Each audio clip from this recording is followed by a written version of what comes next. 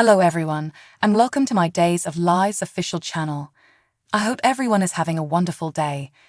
Before we begin, please hit the subscribe button and give this video a thumbs up.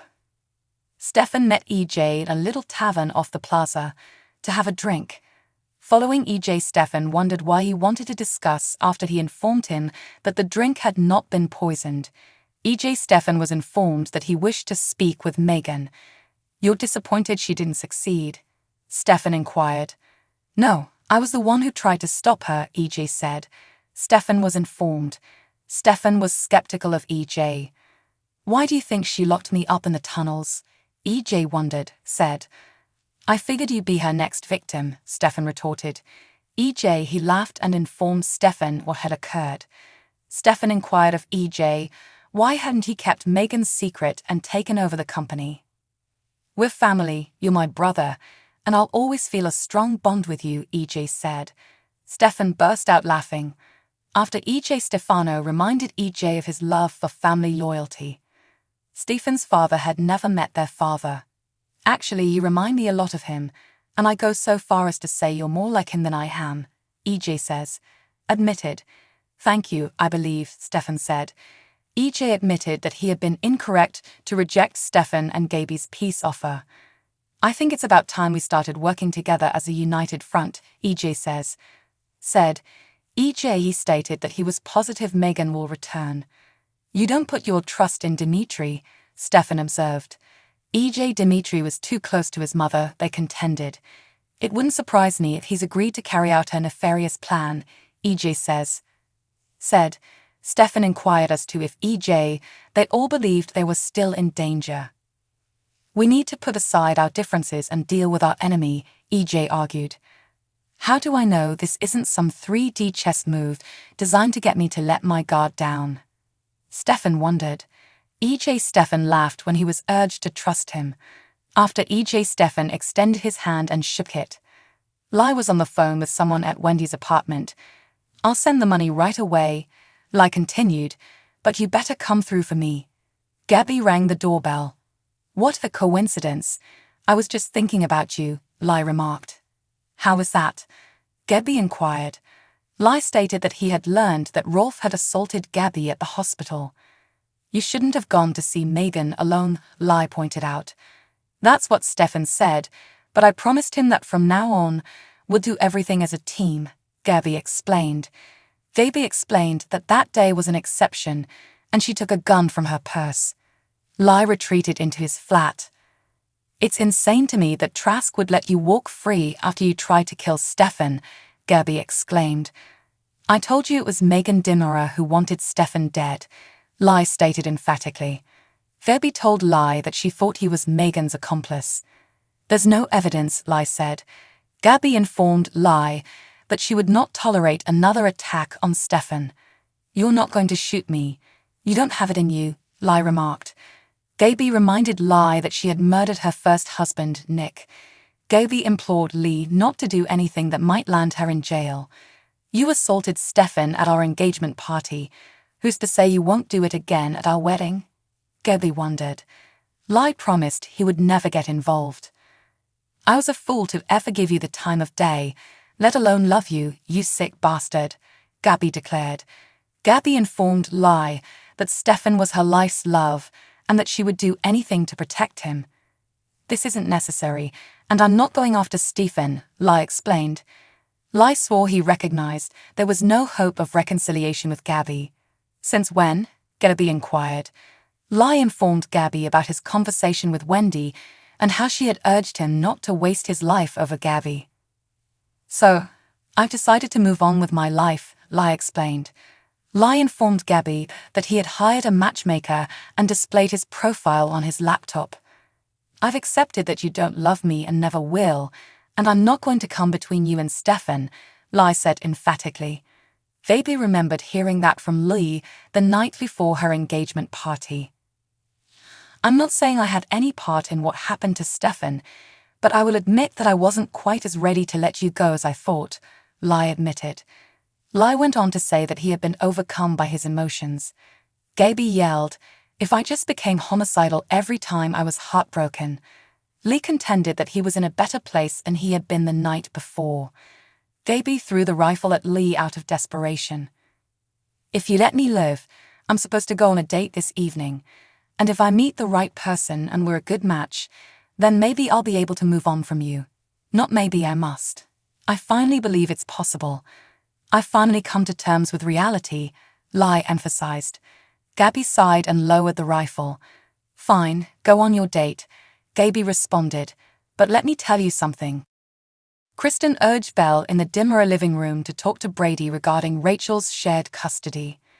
"You kidnapped Rachel, so maybe if you give her back, I don't know, my brother would be willing to negotiate," Belle remarked. Kristen informed Belle that Brady had already abducted Rachel. "So, you did take Rachel," Belle explained. Kristen corrected herself. "I did not say that." Kristen informed them that Rachel had arrived. "And thank God she did, because Brady was about to shoot me," Kristen explained. Belle laughed at the thought. Kristen stated that Brady had brandished a gun at her and threatened to murder her. "You're lying. Brady doesn't even own a gun," Belle pointed out. Brady had borrowed John's gun, according to Kristen. "If Brady had threatened you with a gun, you would be in the police station right now," Belle explained. Kristen contended that the cops would not believe her. "Brady attempted to murder me in cold blood. He has gone completely insane," Kristen stated. "If that's true, it's because you pushed him," Belle said. Kristen maintained that her acts did not warrant her death. "You've been on the verge of killing numerous people, and you've come dangerously close," Belle yelled. "I have zero sympathy for you, and I have zero faith that everything you're telling me right now isn't some sinister attempt to screw someone over. In this case, my brother, whom I love and trust." Kristen was refused assistance by Belle. Rachel informed Jada and Brady that she had phoned the police. Brady questioned, "Baby, why would you do that?" Rachel shouted, "Because you tried to kill Mommy." Rachel told Jada about what she saw in the dimmer living room. "Is what Rachel's saying true? Did you pull a gun on Kristen Demira and threaten her life with it?" Jada inquired. Brady admits to fighting Kristen because she had abducted his daughter. "No, she didn't," exclaimed Rachel. "Honey, please don't lie about this right now," Brady said. Rachel argued that she was not telling the truth. Brady sighed, admitting that he may have threatened Kristen in the heat of the moment, but he had not meant it. Brady also stated that he did not own a firearm. Rachel indicated the desk and informed Jada that Brady had placed it in the drawer. Jada verified that a handgun was in the drawer. "I think it's best that we finish our conversation down at the station," Jada said. Gwen finished a video meeting for the paper on her computer at the Salem Inn. Gwen checked her phone, wondering aloud why she hadn't heard from Dimitri. Dimitri and Leo were having sex in Dimitri's room at the Demira estate when his phone rang with a call from Gwen. Dimitri let the phone message go to voicemail. Leo exhaled as Dimitri noted the missed call. "I hate deceiving her like this. Normally, I don't mind being sneaky and duplicitous because, honestly, most people deserve it, but Gwenny, she's my ride or die," Leo explained. "Worry about what you deserve, about what makes you happy. You're having fun, aren't you?" Dimitri inquired. Leo stated that he desired to be with Dimitri, but despised forsaking Gwen in order to do so. "We need to find a way to get you over this guilt," Dimitri whispered, nibbling on Leo's neck. Leo inquired whether Dimitri could marry another lady. "You know, I'd love to, but I'm afraid it's too late," Dimitri remarked. Dimitri reminded Leo that he had less than a month till his wedding. Dimitri declined Leo's suggestion of a woman he knew. "I sincerely like Gwen. I care about her, I really do. And I'm not so heartless that I don't feel bad about deceiving her. But right now, I'm stuck. But at least I'm stuck with you," Dimitri explained. Dimitri kissed Leo on the lips. Dimitri and Leo dressed and went downstairs to the foyer. "I'll call you later," Dimitri said quietly, "and remember to keep your mouth shut." "That's not what you were saying earlier," Leo jokingly pointed out. Dimitri described Leo as incorrigible and kissed him farewell. Dimitri entered the living room after Leo had left and noticed a glum Kristen. "Who were you sneaking out of the house with just now? Was it your girlfriend or boyfriend?" Kristen inquired. "My boyfriend." Dimitri hesitated. Rachel had spotted Dimitri in bed with Leo, according to Kristen. "I can explain," Dimitri began. Kristen suspected Dimitri had slept with Leo in order for him to remain silent about the restrictions of his inheritance. "I needed to quiet the chatterbox, so I took one for the team," Dimitri said. Dimitri requested Kristen to keep his affair private. Kristen requested a share of the von Luschner estate. "You expect me to hand over half my fortune?" Dimitri inquired. Kristen claimed she needed money to fight for Rachel's custody. Kristen requested Megan's share of the inheritance. When Dimitri objected on behalf of his mother, Kristen questioned Dimitri if he had been involved in Megan's plan to murder Stefan. "Absolutely not," Dimitri stated emphatically. Kristen said that her evil sister had cheated her out of her half of the money. "I'll be happy to enjoy it for her," Kristen explained. Kristen inquired as to if they had reached an agreement.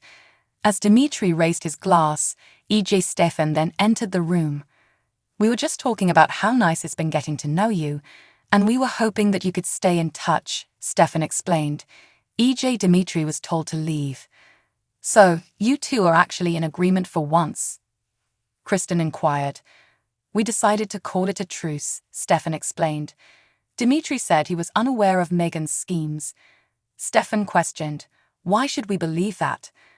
"I would never condone violence toward my own family," Dimitri argued. E.J. They told Dimitri they didn't trust him and suspected he was still working with Megan. Kristen cautioned her brothers not to rush. "After all, Dimitri and I both own shares in Dimera, and you know Peter will always vote with me," Kristen explained. Kristen wrapped her arm around Dimitri's and questioned her brother whether they wanted to alienate a sizable vote group. "That is now moot because Stefan and I are working together," E.J. said. Kristen proposed that they remain as a family unit. E.J. is suspicious. Kristen was questioned why she wanted to protect Dimitri. "It's what father would have wanted, solidarity. Family meant everything to him, as we all know," Kristen explained. Kristen endorsed Dimitri. "Fine," Stefan answered, "but if one of us dies as a result of him, that's on you." "We agreed," E.J. said. Stefan was muttered at. Stefan contended that he and E.J., they didn't have a choice. E.J. was enraged when Stefan informed Dimitri he could stay. Fumed, E.J., Stefan and Kristen were told that they would come to regret their decision. Dimitri expressed his gratitude to Kristen. "I'm sure we'll find a way to pay me back," Kristen added with a knowing smile. When Leo arrived home, Gwen inquired as to why he had missed the business meeting. Leo explained that he had been working on a snuggling column. Gwen was suspicious, since the notion did not seem like his normal column. "You barely said anything to me last night, and then you were gone before I woke up," Gwen added. Gwen inquired as to whether Leo was avoiding her. "You're my best friend. Why would I be avoiding you?" Leo mumbled. Gwen claimed Leo had become distant since she announced her engagement. Leo stated that he was oak. "I suppose I'm being a bit paranoid because I haven't heard from Dimitri all day," Gwen said. Leo admitted to being with Dimitri after searching the Dimera home. "I assume you came up empty-handed in your search for dirt on Dimitri," Gwen speculated. "Right, but Dimitri caught me in his room before I could leave," Leo admitted.